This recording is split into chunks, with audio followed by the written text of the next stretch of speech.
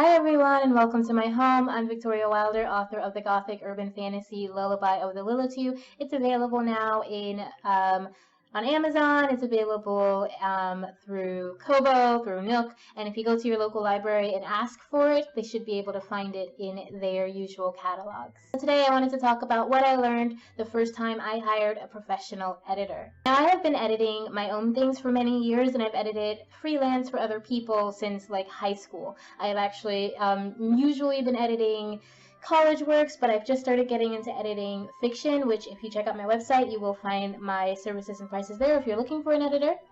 But I've never worked with one on my own until Lullaby of the Lilitu. The first time I had to hire an editor was an interesting experience. I actually recorded this video or a video on this topic many months ago, but every time I look back at it, I realized I was just kind of ranting against the editor that I got because I didn't have the best experience. But that's not really what I wanted to do. That's not really the purpose of this video. I wanted to talk about what I actually learned besides being angry at an editor in this experience. I'm going to give you 5 tips that I picked up after hiring my first professional editor.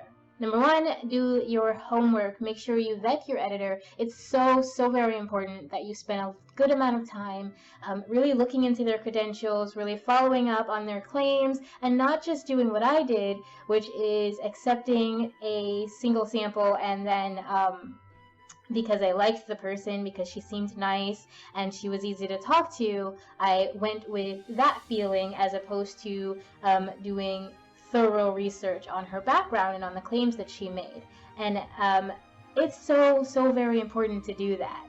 Next time I think I'll be going with the I forgot what it's called, but there's like this program or this website that you can go to and they'll vet for you, and they have like credentials, and I'll put it in the description. I'll look it up after I record this video because I can't remember the name of the website, but they seem really amazing, and they're very supported by the indie author community, and Joanna Penn supports that website. So I think next time I will be saving as much as I possibly can for the next book to do that, because going for inexpensive and likable, just not the way to do it. Number 2, which I just mentioned a second ago, get samples.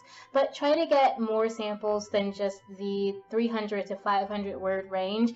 I found that if someone gives you that brief of a sample, that's not really indicative of what they can do for a larger piece, especially a piece the size of an entire novel. So I would recommend maybe getting at least 1,000 words sample edited, or maybe if they're really iffy about that, 750, between a little more than 500, because I feel like 500 words is just not enough. It's not enough for you to see what they can actually do. It's enough for you to see, okay, I like this page, but that doesn't mean they can handle the rest of your work. They can handle the changes. If you have an editor that is really interested in your work, then they may even be willing to do a sample of different parts of your work, so that when you have certain transitions, like you have an action scene, you have a love scene, you have a chill scene, you have a comedic scene, then maybe they would do like 200 words from each of those scenes and give you an example of what they can do with different types of writing within the same work. Again, that's something I did not do. Number 3, find out in advance how much they care. What I mean by this is find out if they are willing to talk to you after you've made changes to your edit. If they're willing to put in time with you and speak with you about your work and about just kind of the questions you may have if they've given you an edit and they've sent you notes back.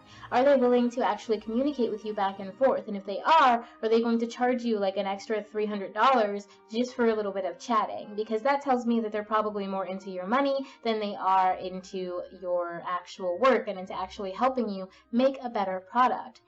With my experience, the editor that I had hired, she gave me so many notes that were questionable, that made me wonder if she'd actually read my work, which is a really bad sign for anyone who's getting an editor. You don't want to have to wonder if they've actually read your work or if they put it through some sort of editing machine or editing program like Hemingway, which honestly I'm still not sure wasn't the case. Either way, I'm not sure whether or not she actually fully read my work, and if she did, I could tell that it wasn't very thoroughly read.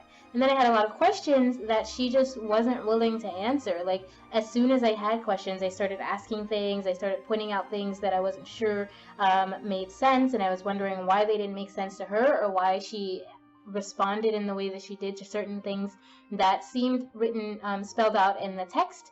And she just kind of got mad and decided to end our contract early, and that was it. Like, she disappeared. She wouldn't help me. She wouldn't discuss these issues with me at all because it, I guess, bruised her ego. But even so, if she had been willing to talk to me, she wanted me to pay another $100 just to talk about the changes that she suggested in my story. Really, it's really important to find out in advance whether or not they really care about you, whether they care about your work, or whether they're giving you lip service. A great way to do that is my number 4 tip, which is getting a secure contract. If you have in the contract that they're going to offer you a certain amount of time to talk after the edit, then you have nothing to worry about in that case. You know that they care, especially if they offer it. I tend to offer that in all of my editing gigs. I offer around $20 to $30 depending on how long you want to chat, but I will chat with you for a little,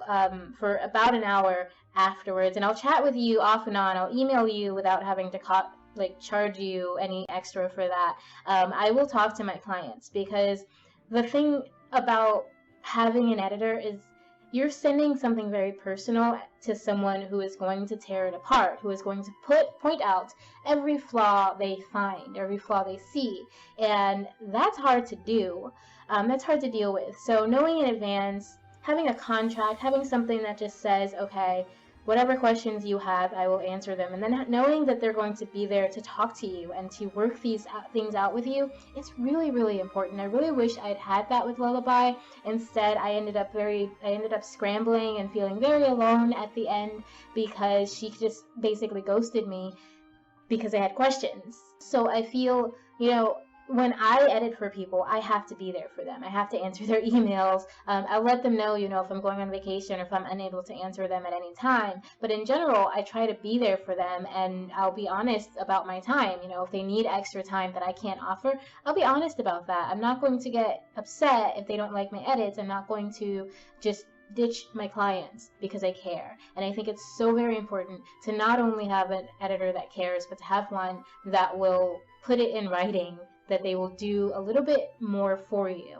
Otherwise, it's really hard. It's really hard to get a bunch of edits back and then not really know what to do with them, especially if they make you question whether or not the person, actually paid attention to your work. And tip number 5, check your ego. That's super important. It's something I obviously had to learn. It's something I'm continuously working towards, making sure that my ego isn't blinding me so that I can make certain changes and fix certain things.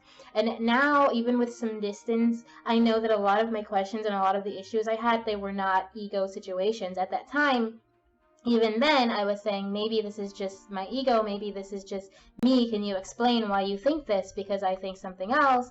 But maybe, that's just me being blinded by my own work, even at that time.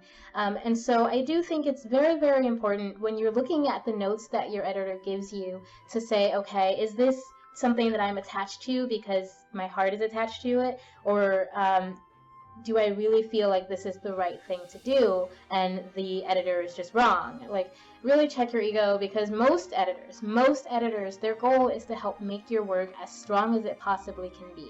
Their idea is not just to get money off of you. They want you to pay them because they're working really hard. It is hard work to edit someone else's work. I mean, it's really hard to edit your own, but especially someone else's.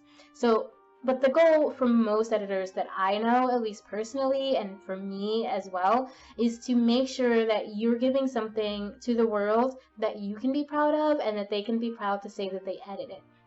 For me, it's a really big deal that I take on work that I can already believe in, that I already see can be more, or can be something loved or something popular or something that I can just say I'm proud to have edited. So I won't even take work if I don't think it's something I resonate with. And an editor who's just going to take anything for any amount of money, watch your back, okay? But at the end of the day, editors are supposed to care. And if you don't like the suggestions they offer you, really stop for a second, check yourself, make sure it's not just ego speaking, make sure you're not just attached to something because you love it, whether or not it's actually good. And of course, adjust your expectations. Be sure to keep in mind that an editor is just a human being. They're not a program. They're not a computer. They're a human being. They have their own biases. They have their own beliefs, their own thought processes. And as much as most editors will try to be as unbiased as they can, as humans, we all have our own thing, you know, and sometimes that can't go anywhere. Sometimes we just have to ask questions because our brain can't wrap around the writer's idea. So check your expectations, understand that they're going to be a human, but also, you know, keep your ego under control because they are trying to help.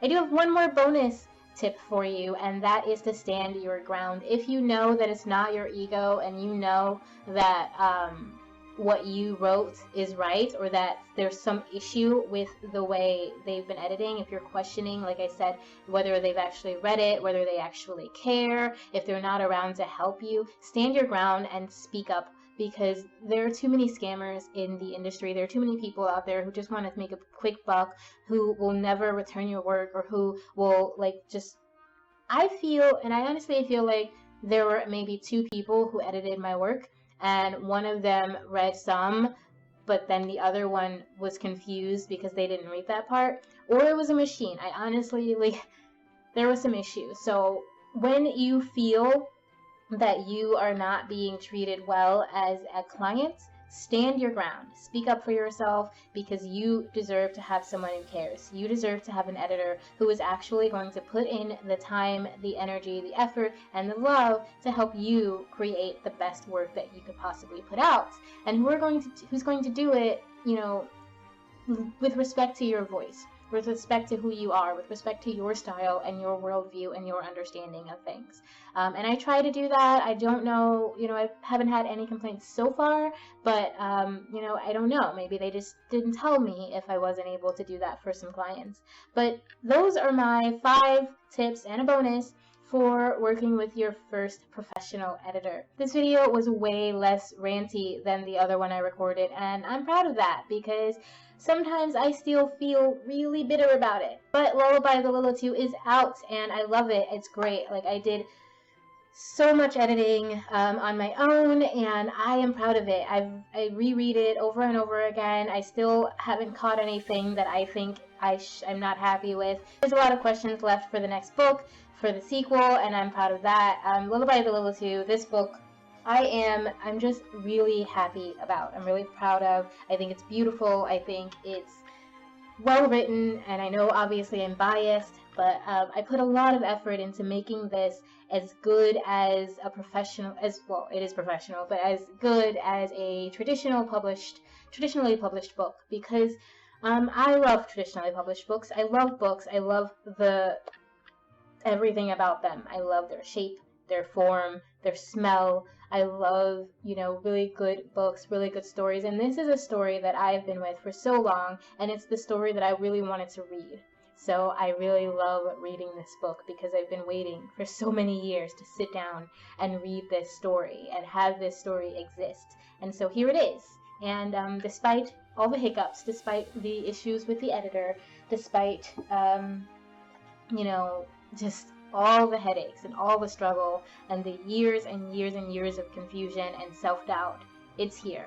So I call that a win. I think I'm just very happy that it's here, and I'm gonna do better with my next editor.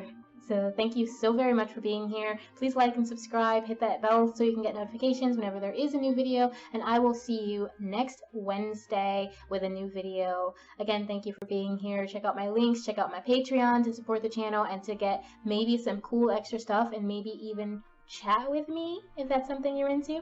I'll see you next time. Bye!